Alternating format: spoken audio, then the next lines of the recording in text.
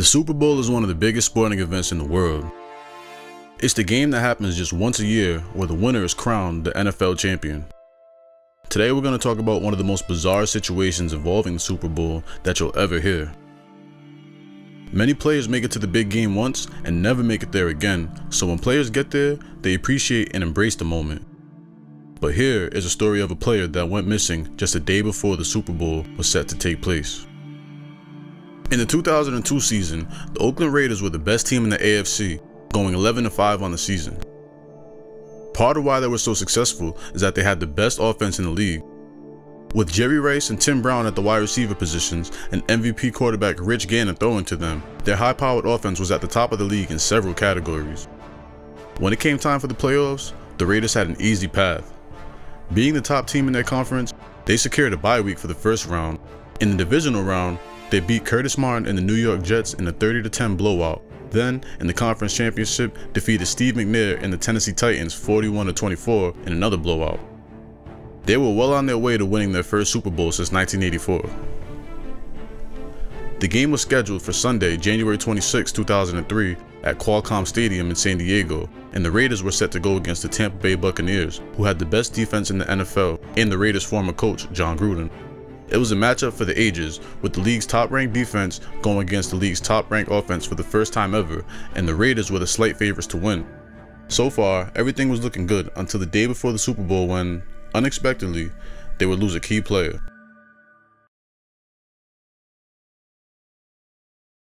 The Raiders had a star quarterback and a star receiving corps, which was the key to them having such a successful offense during the year, but it couldn't have happened without having one of the best offensive lines in the league. They had two first-team All-Pros on the line, tackle Lincoln Kennedy and the main character of this story, center Barrett Robbins. Barrett Robbins was drafted in the second round of the 1995 NFL Draft out of TCU. He became a starter in his second season, becoming only the fifth starting center in the Raiders' history. By the year 2000, Robbins was the leader of the team's tough offensive line that helped the offense score about 30 points per game, which is third in the league. He missed most of the 2001 season because of an injury, but in 2002 came back strong as ever, starting all 16 games and making it to the Pro Bowl, as he led the offensive line that pushed the Raiders to the #1 offense on their way to the Super Bowl. On Friday, January 24th, Robbins was dropped off at the hotel by his driver a little after 10 p.m. and was seen heading into the hotel room just in time for his 11 p.m. curfew. Then, suddenly, on the morning of January 25th, just a day before the Super Bowl, Robbins' wife Marissa got a call from Bruce Allen, the Raiders executive, asking where Barrett was and telling her that they couldn't find him. The team had a scheduled team breakfast at around 7 a.m. and Barrett was a no-show. A few hours later, the Raiders had their final team walkthrough before the big game and Robbins was still nowhere to be found. Now the whole team is worried. Raiders team officials and Barrett's wife began calling local law enforcement and all the hospitals in San Diego area just to see if he had checked into one of them, but still didn't have any luck finding him. Then, at about 8 p.m., Raiders cornerback Calvin Branch was at a bar with his friends when he bumped into an inebriated Barrett who was by himself wearing the same clothes that he had on from the day before when the team last saw him. Branch tried to cover for him by putting him in a cab back to the hotel where the team was staying at and sneaking him in through the back, but the team's coach spotted him on the elevator. He was delirious and incoherent, thinking that the Super Bowl was over already. He told executive Bruce Allen how excited he was that the Raiders had already won the Super Bowl, even though the game wasn't until the next day. That shows how delirious he was.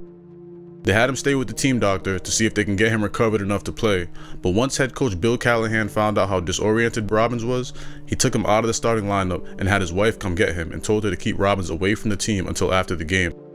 The next day, in the evening of the Super Bowl, Robbins watched the game from his hotel room on TV while his team went out there without him and the game wasn't close.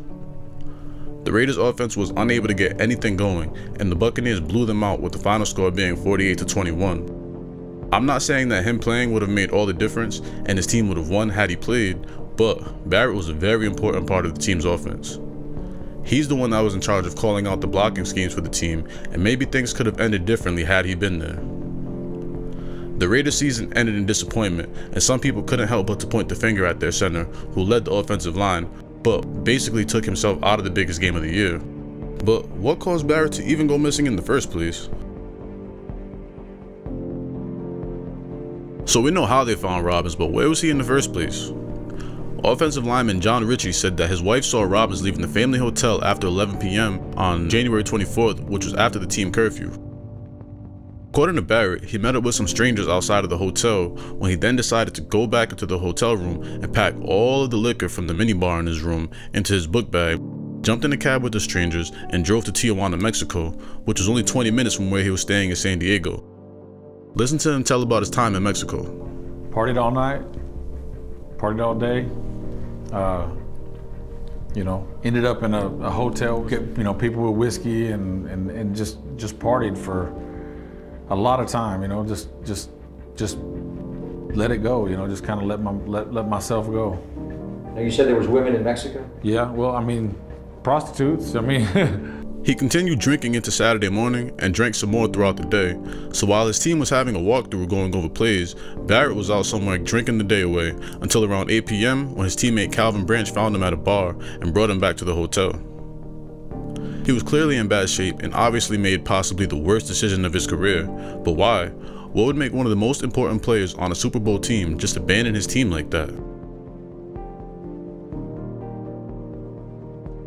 There's a few different theories / reasons that floated around as to what made Robbins disappear the way he did. Earlier during the day, on Friday, January 24th, the same day that Robbins took off to Mexico, during a team meeting, the Raiders coach Bill Callahan informed the team that he would be completely changing their game plan from the run-oriented attack that they had gone with for the entire year to a pass-heavy scheme. A lot of the players on the team felt like that was a horrible decision that would sabotage the team's chances of winning, but one player who was really unhappy about the decision was Barrett Robbins. As the team's starting center, Robbins was in charge of making the offensive line calls and blocking schemes, and now he had to change everything, so he had one of the hardest adjustments to make out of all the players. He begged Coach Callahan not to make the change, telling him that he doesn't have enough time to get his calls ready.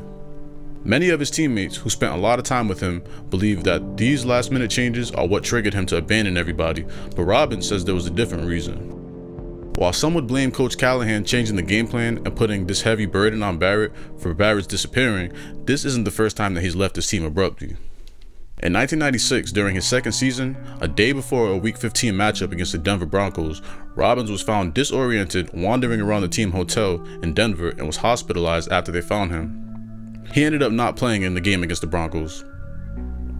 4 seasons later, the Raiders made it to the AFC Championship game against the Baltimore Ravens, and in the week leading up to that game, Robbins disappeared again and turned up about 24 hours later, but this time the Raiders let him play. Are you starting to notice a pattern? Both these situations went unreported and were swept under the rug, but there was no way to hide it once it happened on the biggest stage during the 2003 Super Bowl. After the first time when it happened in Denver, Barrett came out to the public and stated that he was suffering from depression, but this wasn't something that had just suddenly came about. During his college years at TCU, Barrett had been diagnosed with depression and was placed on medication, which he usually stayed on top of. The night he disappeared before the Super Bowl, he reportedly didn't take his meds, and that was when he disappeared. While his teammates think it was the change of the game plan, Robbins says he was already having a manic episode leading up to that day. After the Super Bowl, Barrett was checked into rehab at the Betty Ford Clinic in California, where he spent 30 days and was officially diagnosed with bipolar disorder. Now remember I said when he was in college he was diagnosed with depression, but it's actually common for depression and bipolar to be confused with each other in the early stages. The Raiders were very understanding of his mental health issues and kept Robbins on the team as their starter for the next year in the 2003 season, but the Raiders fell from grace and finished the year with the worst record in the NFL at 4-12.